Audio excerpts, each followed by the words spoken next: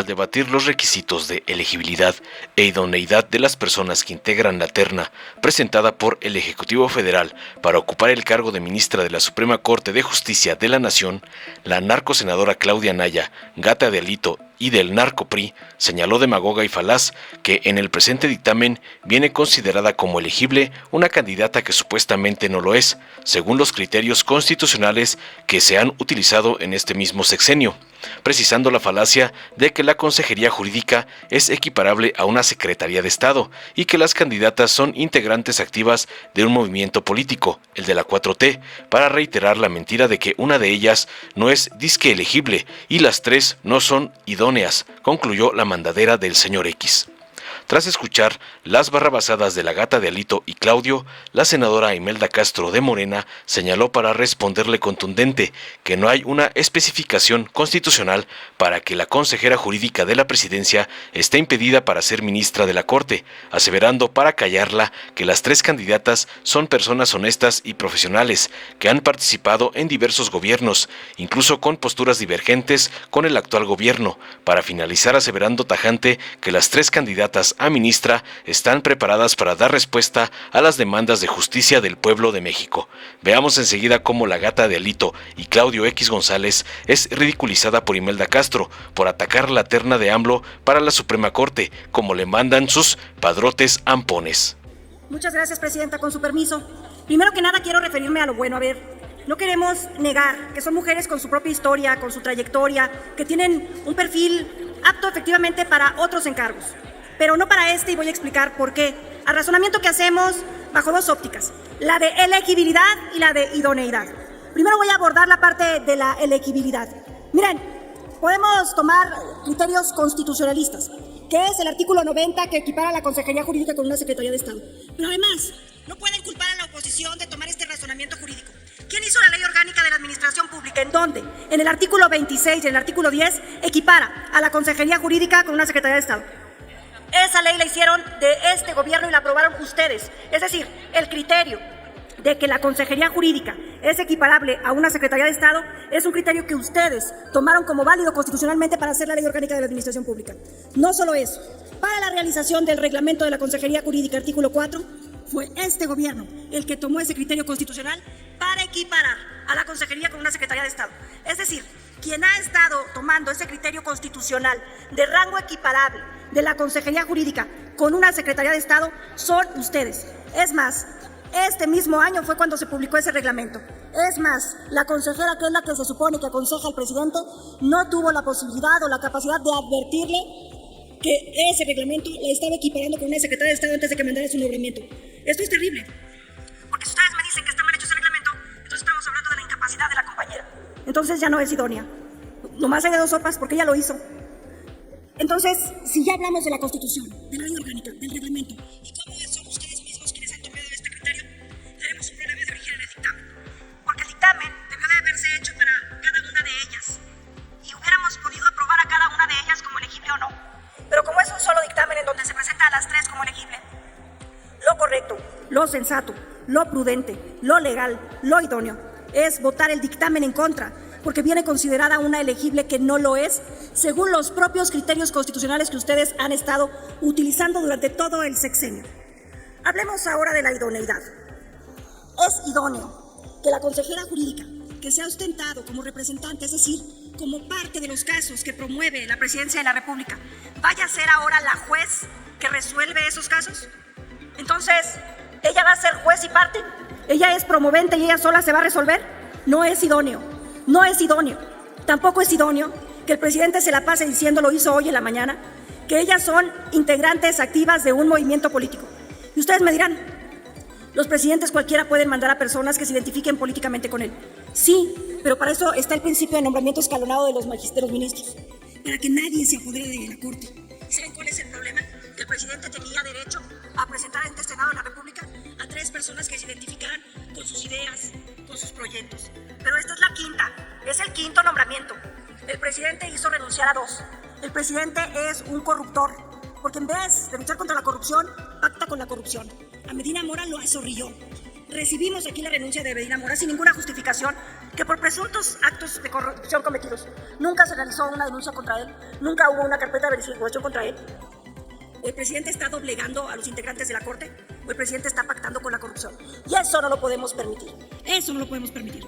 Para no romper el principio de nombramiento escalonado de los jueces y los magistrados, debiésemos entonces ya parar, porque no es idóneo que este presidente tenga la posibilidad de nombrar a 5 integrantes activos de su movimiento político cuando constitucionalmente tenía derecho a nombrar a 3 personas que fueran cercanas a sus ideas y a sus pensamientos. En ese sentido, una de ellas no es elegible.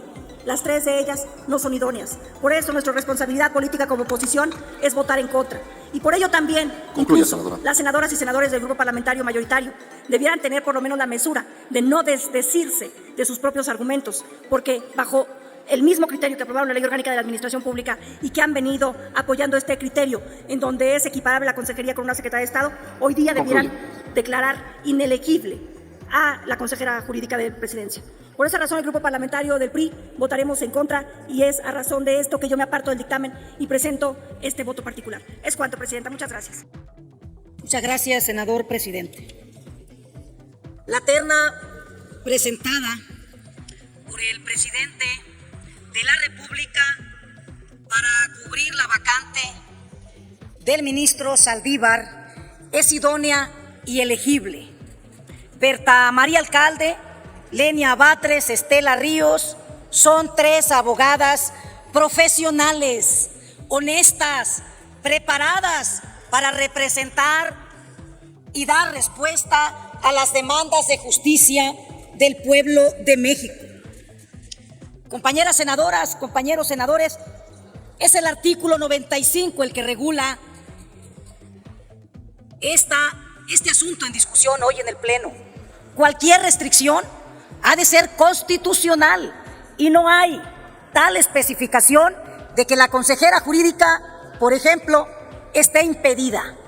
Eso no se apega a lo que es legal y constitucional de lo que aquí se ha dicho. No hay razón jurídica para ese planteamiento. Y voy nada más a comentar algunas razones por las que estamos de acuerdo en respaldar esta propuesta. Primero, miren, la maestra Berta Alcalde, por ejemplo, fue una de las mejores evaluadas para consejera del INE y no fue nombrada. Ella fue también, a propósito de eso que dicen, de que está con López Obrador y que le va a ser imparcial, etcétera, etcétera.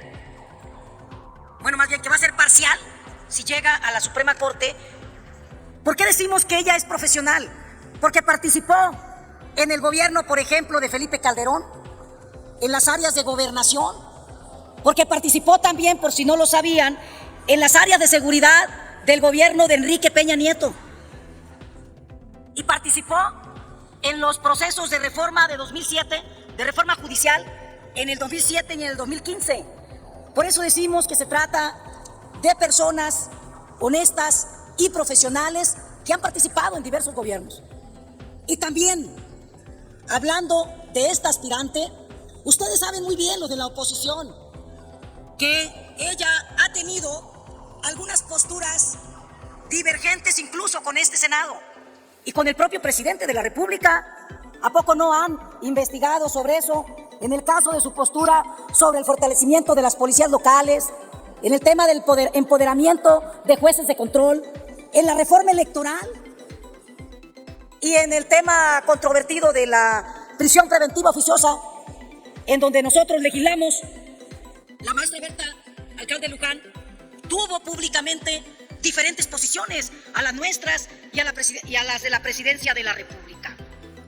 Y en el caso también de la doctora Lenia Batres, se trata de una persona preparada, honesta, de sus cargos de elección popular, por cierto, no fueron en Morena, fueron en el PRD, porque tiene, por supuesto, y tuvo siempre sus derechos, al ser una profesionista de primera y que también ha participado como asesora en diversos gobiernos.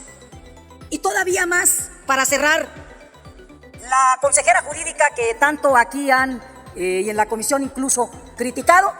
Se trata de un perfil marcadamente técnico. Concluya, senadora. Que su participación política tiene que ver con la asesoría a los trabajadores dentro y fuera de los sindicatos. Esos han sido sus compromisos con los trabajadores de México. Entonces, el grupo de Morena, por supuesto que vamos a respaldar esta terna por su idoneidad y elegibilidad, y vamos a votar entonces a favor del dictamen presentado por la Comisión de Justicia. Muchas gracias.